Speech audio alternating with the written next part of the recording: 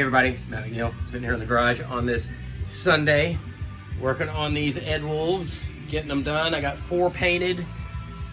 This guy over here is waiting, and I'm working on this one. And the reason I'm jumping on video is because I'm sort of in process with these guys.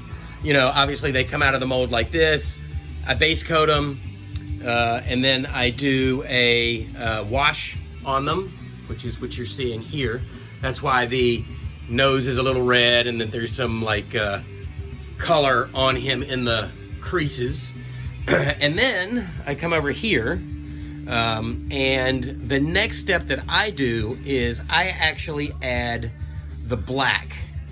And I sort of found this out, trial and error for me anyway, that it works better because I'm one of those guys that like, I'm always asking, well, why is this black, or why is this red, or why is this blue or yellow or purple?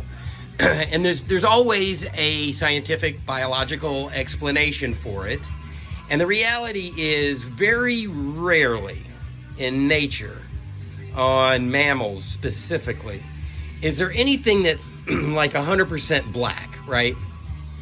Very rarely do you see the color black 100%. Like, you know, if you were to take your Photoshop eyedropper and click it on black, for it to be 000 in that Pantone, you know, or RGB counter for color. So I feel like that if I'm going to do black, generally I'll also mix either a blue or a red with it in order to push that black towards a slightly more organic color spectrum. But then I also rough out the black like this. Now, I'm not done with the black on this guy, and I will come back with an airbrush in black, but this is all done with a brush. And what I'll do is now I'll do my speckle coats. I'll do, you know, a red pass and a yellow pass, and then I'll sponge it a little bit with some darker brown to get them to fall into this sort of darker brown category. Because again, I'm not a huge fan of even airbrushing 100% black out of a bottle. For me, it makes more sense to mingle that color in with something organic, unless there's a really good scientific biological explanation for something being completely 100% black.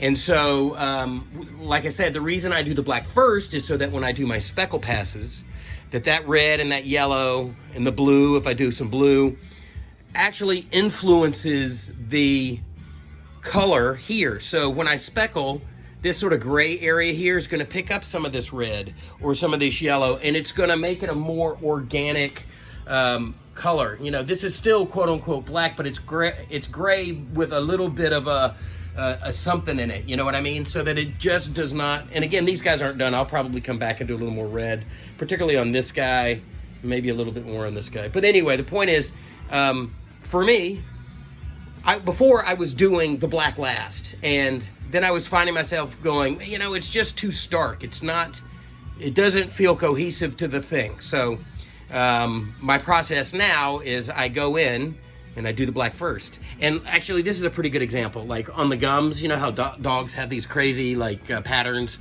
on their gums and the roof of their mouth? Well, particularly for the gums, what I've been doing is I'll mix some red and some blue to make kind of like a purple with a little bit of black. And I'll make this, and it looks a little bit strong now, right? But then what I'll do is I'll come back and I'll airbrush over the top of this, my sort of pinkish gum color, reddish pinkish gum color.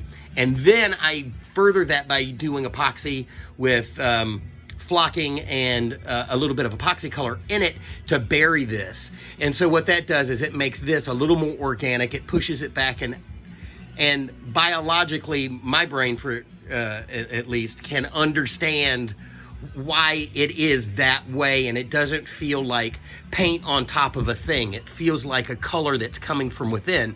Because if you think about how faces and biology and stuff like that work, that's it. It's, if something on a body is red, it's because there's blood beneath it, not on top of it.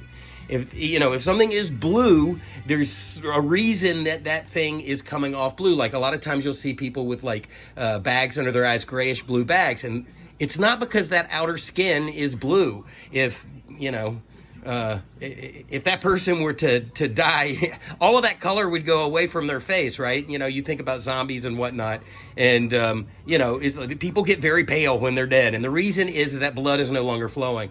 So for me, I try to think about that, and it's, you know, where there are creases and bunches in the skin, that's where you find red, and that's where you find blue. Now, on these outer surfaces, that's where you'll find more of your yellows and sometimes blues. But it just, again, for me, having a biological explanation for something allows me to justify how I'm painting it.